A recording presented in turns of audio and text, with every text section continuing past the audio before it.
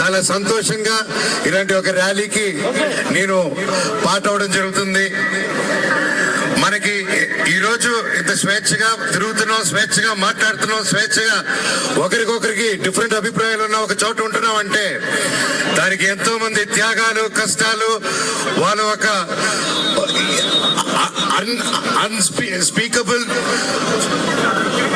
Sacrifices, వాళ్ళు చేసిన కష్టాలు, త్యాగాల గురించి మాట్లాడుతూ మనకి టైం సరిపోదు. అలాగే మనకి భారతదేశాన్ని స్వాతంత్రం ఇచ్చి ఈరోజు మనం ఇక్కడ ఉన్నాం. నాకు ఒకటే ఆలోచన, మనకి ఇచ్చిన భారతదేశం కంటే యువతకి ఇంకొంచెం మంచి భారతదేశం, ఇంకా బెటర్ భారతదేశం ఇవ్వాలనేదే నా కోరిక.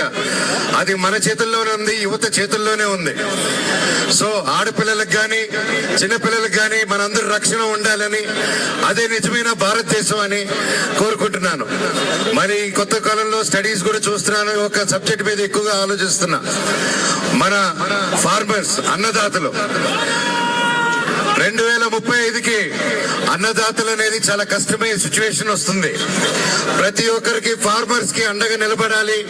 ఫార్మర్స్ కి ఎక్స్ప్లాయిటేషన్ అవ్వకుండా, ఫార్మర్స్ అనే వాళ్ళని ఎలా వాళ్ళ దగ్గర డబ్బు లాగేద్దాం, గుంజేద్దాం కాకుండా వాళ్ళకి సపోర్ట్ ఇచ్చి ఫార్మర్స్ ని ఆంటర్‌ప్రెన్యూర్స్ చేయాలి. వాళ్ళ చుట్టుపక్కల ఒక ఆంటర్‌ప్రెన్యూర్ దీన్ని తయారు చేయాలని కోరుకుంటున్నాను. మన ఇండియా నంబర్ 1కి వెళ్ళాలంటే అది ఫార్మర్స్ నంబర్ 1కి వెళ్ళినప్పుడు అది గట్టిగా కోరుతున్నాను. మన ఆడపిల్లల రక్షణ, ఫార్మర్స్ రక్షణ మన చేతుల్లో ఉంది. భారతదేశం ఎవరి చేతుల్లో లేదు, అది మన చేతుల్లో, మీ చేతుల్లో ఉంది.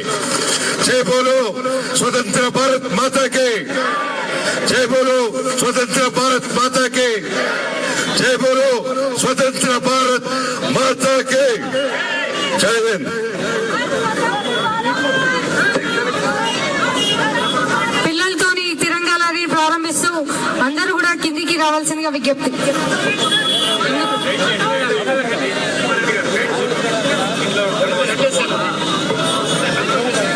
ఈ యొక్క యాత్ర ప్రారంభం కాబోతోంది.